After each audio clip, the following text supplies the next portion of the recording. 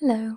Today I'm going to be talking about the difference between sympathy and empathy and why, as therapists, we always want to be empathetic and not sympathetic towards people.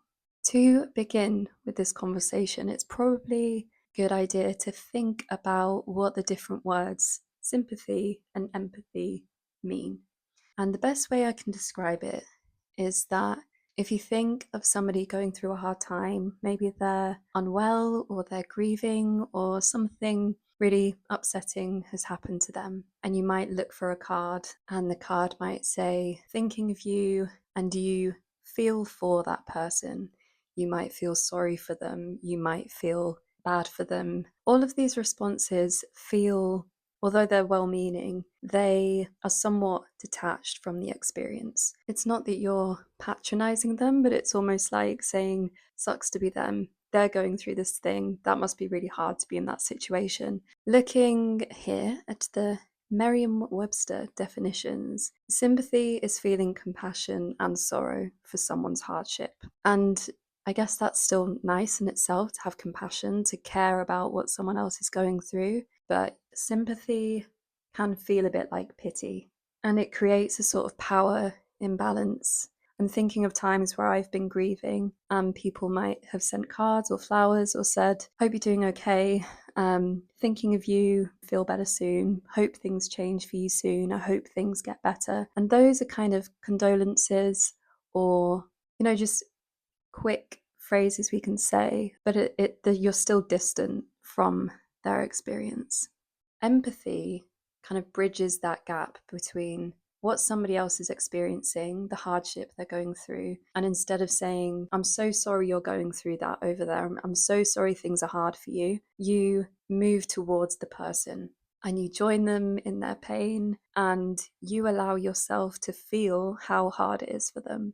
Having empathy for somebody, it's a far more emotionally intimate experience, and it requires you to bring some of yourself into the situation. You might sit with them, talk to them, tell me how this is for you, and I want to join you in this. You're not trying to rescue them. You're not afraid of the intensity of their feelings. I don't know if you've had an experience where you've been really upset and moved or devastated by something or grieving something, and you talk to somebody else about it. I think the most empathetic feeling or experience that you could have between yourself and somebody else is to see their raw emotion with you, to see that they are really upset by this and really moved by this. If you've lost somebody and you're talking about it with a friend who's got the time and the space to ask you how you are and how you're doing, if they start showing emotion and maybe they're welling up and they might say, tell me about that person. What were they like? What was your relationship like? How are you feeling about the fact that they've gone? How are you feeling in general? Having empathy is really getting into it with someone and sitting with them. There is that saying of you can only meet somebody as deeply as you have met yourself. And I want to think about this a bit more because the reason this is really important for therapists to be empathetic rather than sympathetic is that you are joining them in the therapy room. It's not the case that you are a professional and they are a client. You're not above them, this like professional, steely faced, cold professional doing their job. You're showing up, and part of your tool and your skill set, which is going to bring help and healing to other people, is your ability to feel with them and to be moved by what they're saying.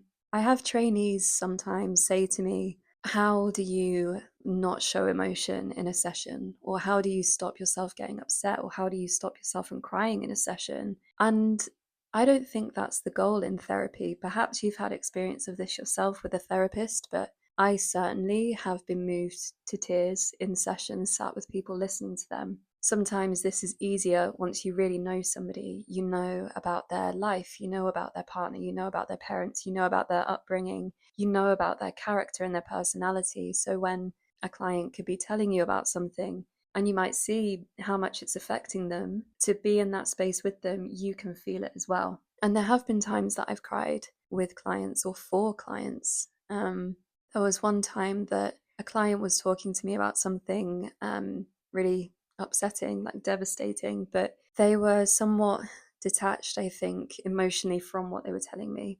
And when they were telling me about what they were going through, I was devastated hearing it. And I was imagining what it was like to be them and just hearing this horrible thing that had happened. I felt myself getting emotional. And the client in front of me was objectively unemotional about it. And they looked at me and they said, those tears should be mine, shouldn't they?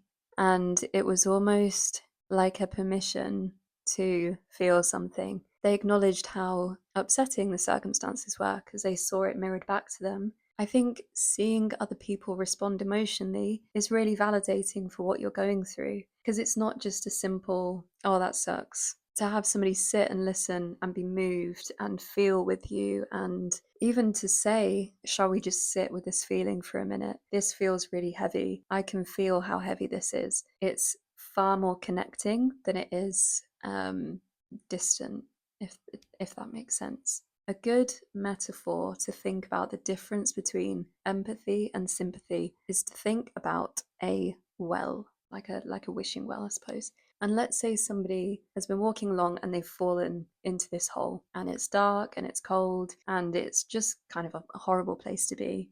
If you have sympathy for somebody, you might come up to the edge of the hole and look down and say, oh God, that looks awful. I hope you get out soon. Good luck with getting help with that. Sorry this has happened to you. And kind of go off on your way. That's to be sympathetic. Empathy, on the other hand, you might see somebody down a hole and you would perhaps climb down that hole with them, sit with them, say, I'm really sorry, this is horrible, isn't it? God, this is so cold. This is so like damp and horrible. I'll sit here with you until somebody comes, or I can go and get somebody, but I can feel with you how horrible this is. This really sucks. Thinking about seeing clients, I guess it can be quite scary to think about the empathy that is a job requirement, and thinking about people who are having really dark moments or moments of questioning their own existence or mortality or processing a grief. If you're not willing to go to those depths of your own being, you might find yourself offering solutions or saying, don't cry, we can figure this out. I know this is rubbish right now. Let's think about something we can do. And you can try to offer quick fixes to get away from whatever they're feeling. But instead of fixing somebody, which is never the goal in therapy or counseling, extending that empathy allows the full, if you imagine an emotional wave, it allows the full wave to come and go again. And you're sitting there saying, this is scary, this is hard, this is painful, I'm here with you. And that gives somebody permission to not bottle up their feelings, to not press it down, push it down. I suppose key differences, if you think about it like this, is that empathy is very active.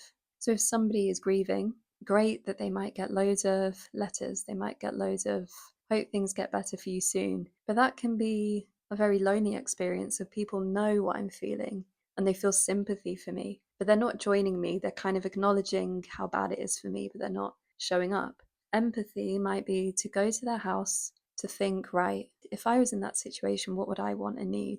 Take them over a meal, go over there with cleaning products to clean their house, go over there and offer to wash their bed sheets if they haven't been out, or go at a time where you can go for a walk together, or you can take them some chocolate and think about what they might need and really empathize actively, be there with them, spend time with them, and not be afraid to kind of be around those heavy feelings and thoughts. In a future video, I will talk about boundaries in more detail, and remember that empathy without boundaries is self-abandonment. There have to be boundaries as to how much you can give to somebody, how much you can join them in their pain, how much you can take on. When you start training to become a therapist or counselor, the place that you're training with will ask you, right now, are you going through something emotionally heavy or something very difficult? Do you have capacity to extend yourself to offer empathy for others? Because if you're having a really tough time and you're being asked to sit with others and join them in their grief or in their pain or whatever they're going through that's difficult, if you're already depleted, it's going to be quite difficult for you to do that actively.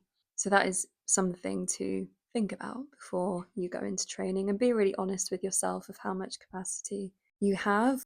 I think that's everything.